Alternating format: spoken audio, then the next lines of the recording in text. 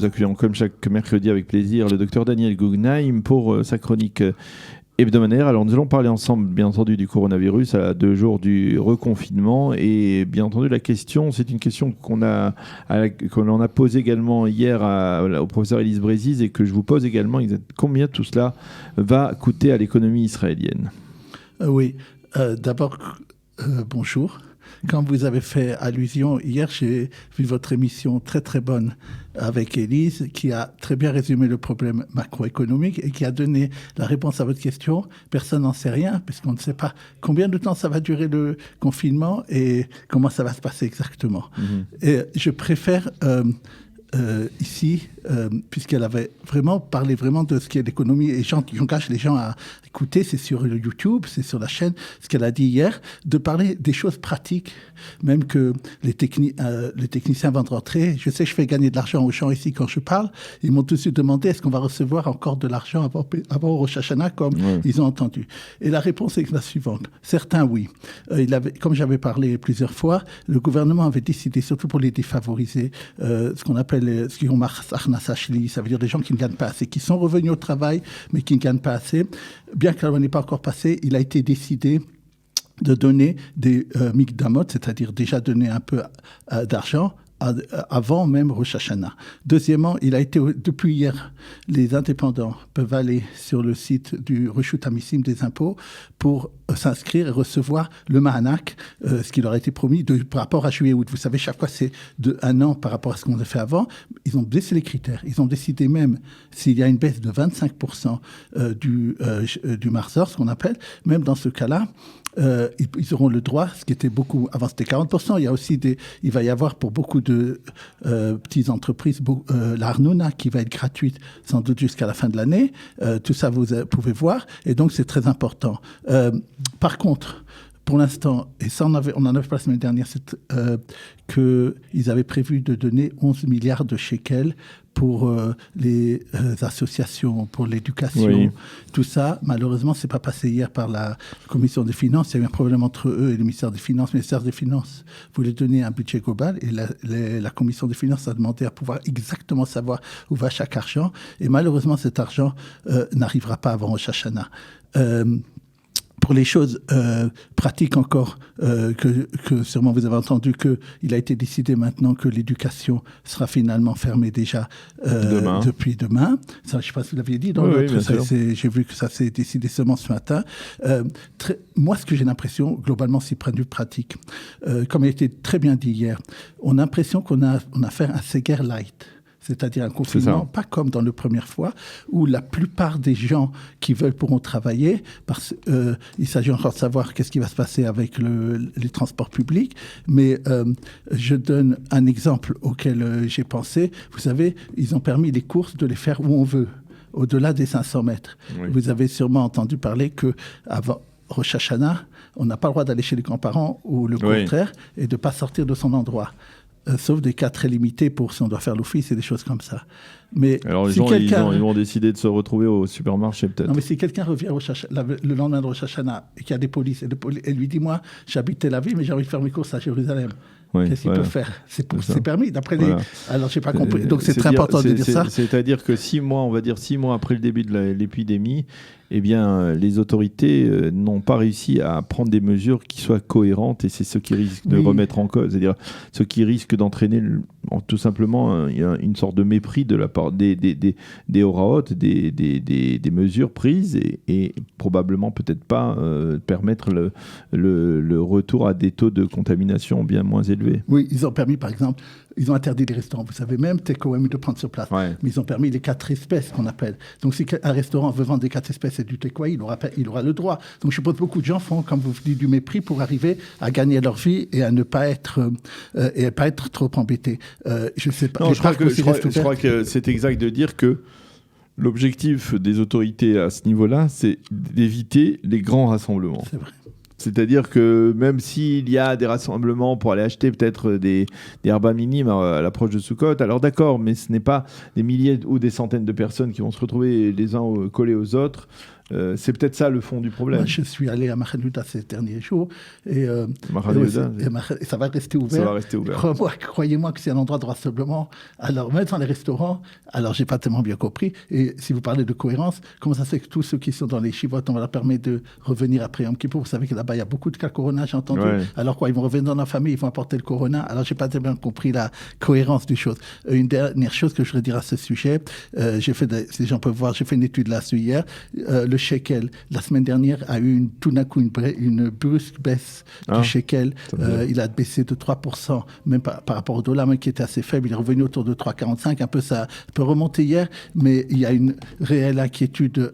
Le Banque d'Israël elle-même a dit que le sentiment change sur le shekel et il y a des choses qui se passent dans le monde entier qu'il faut faire attention et voir qu'est-ce qui va se passer à ce niveau-là du shekel. Alors, on va parler maintenant des conséquences. On va passer à l'autre grand titre de l'actualité de ce matin, c'est-à-dire les accords de normalisation hier. Alors, comment peut-on mesurer sur le plan économique, on va dire, les répercussions de cet accord avec le Bahreïn en particulier, puisqu'on en a déjà parlé pour les Émirats?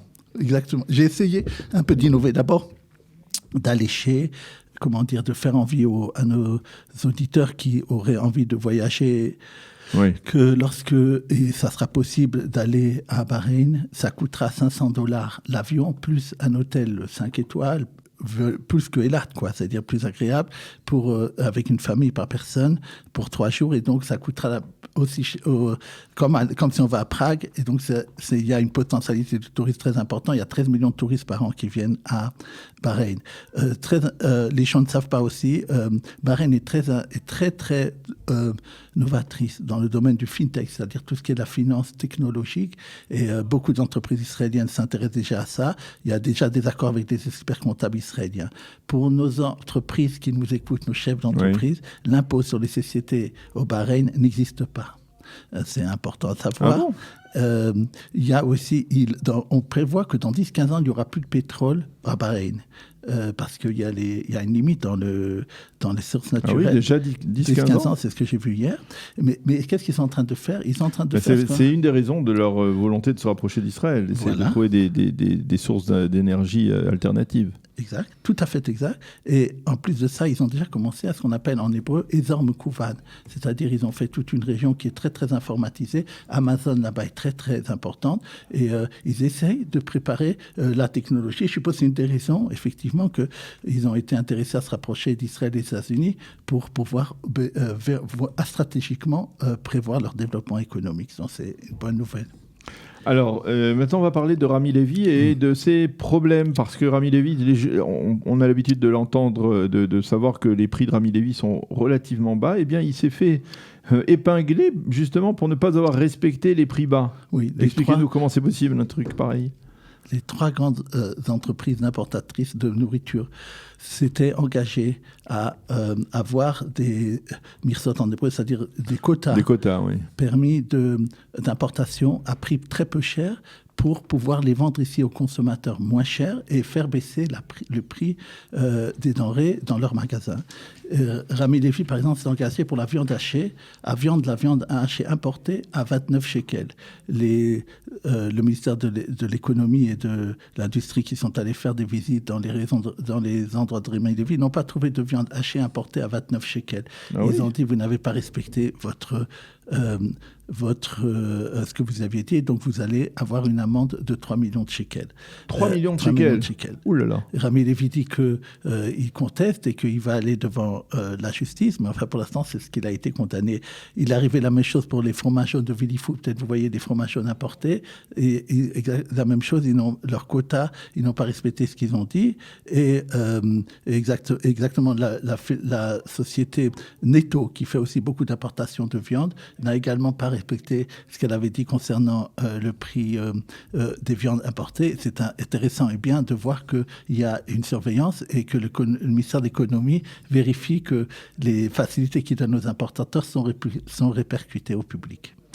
Alors, on va maintenant parler avec vous de services, et du service Egged Tic Tac. Alors, c'est des services de chéroute à bas prix. Expliquez-nous qu'est-ce qu'ils ont fait. Depuis hier, j'aime toujours être pratique ici, c'est rentré à Jérusalem. Ça existait déjà à Haïfa, ça a beaucoup là-bas de succès. Il s'agit de pouvoir commander à Egged par une application de Egged la veille, ou même on peut aller à plusieurs endroits si on veut le lendemain, de commander un taxi, c'est-à-dire un chéroute, où vous serez avec plusieurs personnes. Il y en a comme ça 50 voitures qui seront destinées pour l'instant à ça. Ce sont des voitures, bien sûr, qui sont tout confort, et vous serez avec d'autres personnes. Et elle vous prendra de l'adresse où vous voulez et vous amènera à l'adresse où vous voulez. Et c'est un prix bien moins important qu'un taxi normal ou un chéroute normal. Et par exemple, les prix qui sont donnés sont entre 10 et 15 shekels. Donc, c'est rien du tout. Et même pour les personnes qui sont âgées, ce qu'on appelle en Israël Ezra Vatik, c'est la moitié de ce prix-là. Donc vraiment, c'est quelque chose qui va augmenter la qualité des gens ici et peut-être me ferait arriver à l'heure pour ma chronique. Alors on va terminer, oui, justement par alors on va dire un coup de pouce. Là, on peut dire un coup de pouce. On peut se taper sur l'épaule puisque Kalita a permis, on va dire, à une Ola Hadasha, de faire quelques économies. En particulier dans l'acquisition d'une assurance vie pour la Mashkanta. C'est très bien de terminer comme ça. C'est pour moi le plus important. D'abord, vous souhaiter Shana Tova à tous nos auditeurs. Et remercier d'abord, bien sûr, Marc Eisenberg qui a créé Kalita. On ne le dira pas assez. Et je vois vraiment que pour les Olim, c'est tellement important. Maintenant, c'est dans tout le pays. Aussi Ariel Kandel qui est directeur ici. Toute l'équipe de Kalitime et de Ayala Bloom qui font un travail extraordinaire. Et je suis très admiratif à leur travail. Et bien sûr, de la radio, tout le monde, on va Yana Grunfitkel, bien sûr. Ouais, il n'y a pas besoin de citer tout le monde. Les techniciens aussi, et vous-même qui me posez toujours des bonnes questions. Pour revenir, c'est très important, je pense, pour nos éditeurs, de la chose suivante. Je me suis occupé récemment pour une dame qui avait pris une mashkanta et qu'elle voulait aménager, j'en ai parlé plusieurs fois. On s'est rendu compte qu'elle payait une assurance vie très importante. Vous savez, quand on fait une mashkanta, à la différence dans le prêt hypothécaire, à la différence de prêts commerciaux, on doit en même temps prendre une assurance vie qui augmente de beaucoup le prix par mois payé du remboursement. Ce couple-là, on lui avait demandé de payer 800 shekels, ce qui était énorme, et même vu les conditions. Et donc, nous avons réussi la banque a vu elle-même qu'elle a fait une erreur, et elle a baissé de 200 shekels par mois, ce qui est énorme, ce qu'elle va prendre par mois, a refusé la rétroactivité, mais je demande à tous nos auditeurs que lorsqu'ils prennent de faire attention, de prendre faire attention à tout ce qui est à côté. On peut énormément gagner d'argent, et bien sûr quand c'est des prêts à très long terme. Eh bien, docteur Daniel Guggenheim, merci beaucoup d'avoir été avec nous ce matin. C'est la dernière chronique de cette année 5780, particulièrement mouvementée, il faut bien l'avouer.